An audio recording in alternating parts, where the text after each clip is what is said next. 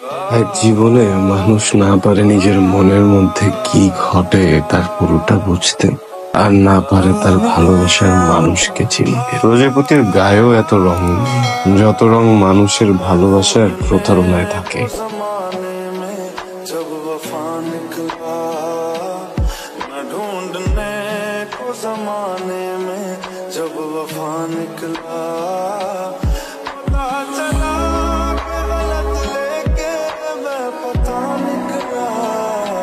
ভূত ছাড়া কিছু না।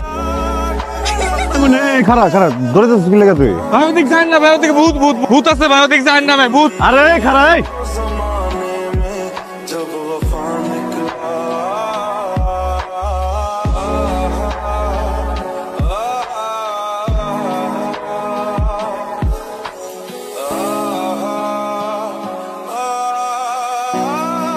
কাকা, আমার কিছু টাকা পয়সার দরকার ছিল। আমার জমিটা আছে, আমার জমির দলিলটা আপনাকে দিয়ে।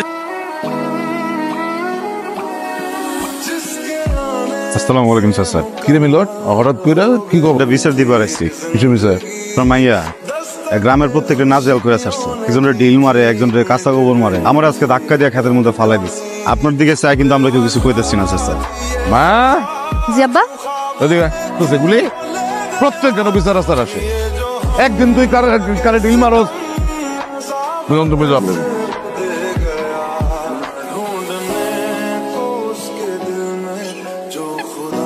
এই যে তোমার কিন্তু আমার কোনো দোষ নাই। হ্যাঁ, তরফ তো খুব সাফ করে যাইতেছে, ওষুধের আনার এত দরকার না। এদিকে ডলার কলেজে ভর্তি হওয়ার সময় প্রায় শেষের দিক।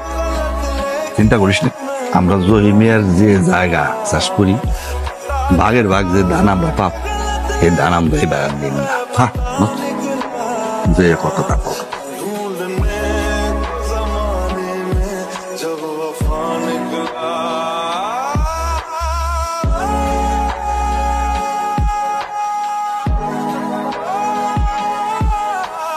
তুই সাহস কত বড়? হ্যাঁ, তুই আবার আমার বাবার কাছে বিচার দিছিস?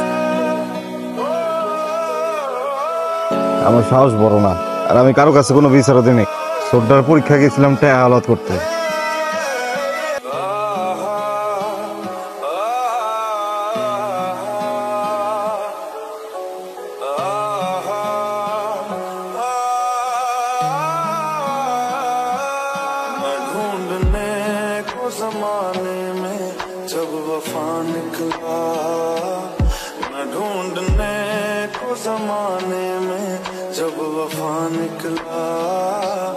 এত তাড়াতাড়ি টাকা দিয়ে দিল?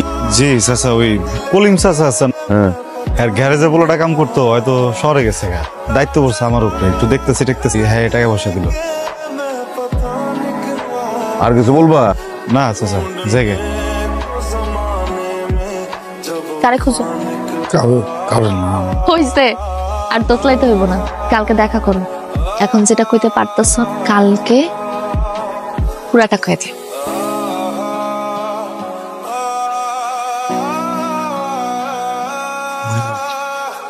আমার বুকের মধ্যে না তোমার জন্য কেমন জানি একটা ভালো লাগার ঢেউ সারাক্ষণ আশ্রয়। আমি তোমার ভালোবাসা পেয়েছি। আসমান জমিনের ফারাক বুঝো, তুমি আসমান হলে আমি জমিন। আসমানের মেঘ কিন্তু বৃষ্টি হয়ে মাটিতে পড়ে। তুমি আমার মন নিয়ে মজা নিবা না তো? কষ্ট দিবা না?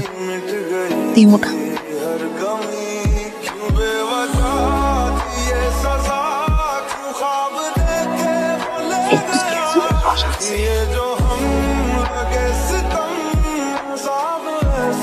সবাই আছে যার যার দান দেয়। আজকে এর একটা ব্যবস্থা করতে হবে, আজকেই এর একটা ব্যবস্থা করবো আমি। কি সাব্বা তুই খাচ্ছে কেন? রাজু কি করবো? জহুরুল ইসলামের একমাত্র মায়া হয়ে একটা কামলার লগে যাও, ওর কাপড় চোপড় সব গুছাই দাও। আজকে ওর আমি ঢাকায় পাঠাই দেবো। এইখানে আর এক মুহূর্ত না। না, বল গাড়ি নিয়ে আসতে 10 মিনিটের মধ্যে এখান থেকে রওনা হবো। ভাইয়া, মায়া পারে নাকি কাল শহরে পাঠাই দিছে। তুই পাইতে যা। কই যাইতেছো? এই সামনে যার জন্য যাইতেছো সে তো নাই।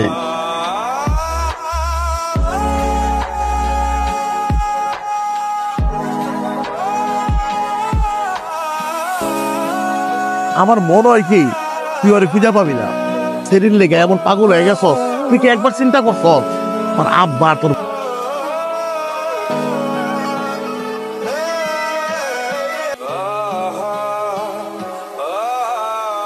আমি গেলাম। হ্যাঁ, তো রোমিও আসছে, তুই তো এখন যাবি, যা। বেশি কথা বলে, টাটা।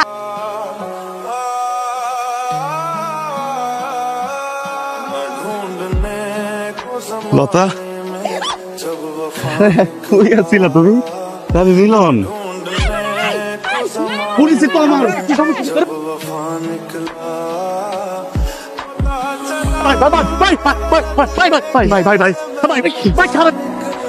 কিছু করতে পারলি না পুতরে ভাই কইলো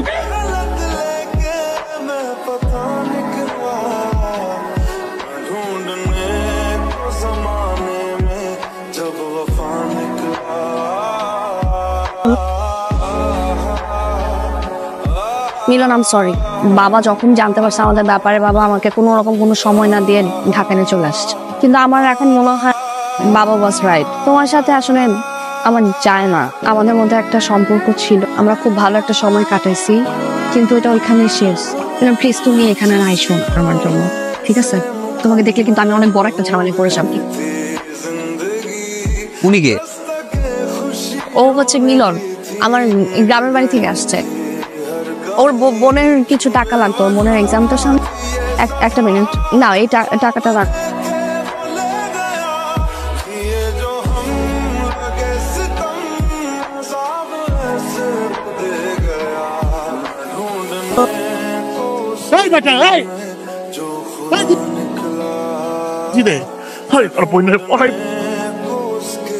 আচ্ছা ভাইজান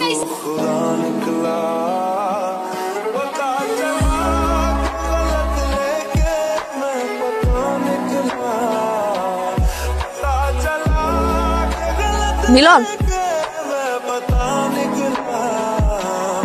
ভাবছিলাম আমি যেমন মানায় নিছি তুমিও হয়তো মানায় নিছো। আমি বুঝতে পারছি এই গ্রামের মানুষজন, তুমি আমার আপনজন। আমি আসলে তোমাদের সাথে থাকতে চাই, আমি ভুল করে ফেলছি।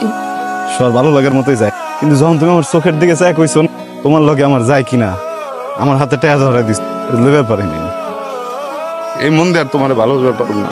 বইটা ছাড়া নৌকা ভাষায় দিছ স্রোতে, এটা কেমনে ফেরত বুকো আইতে তো চাই, কিন্তু বইটা তো নাই আমার কাছে। আমি তোমার অনেক ভালোবাসি, আগে যেমন বাসতাম এখন আরো বেশি বাসি। দূর থেকে দেখুন তুমি ভালো আছো, আমিও ভালো থাকো।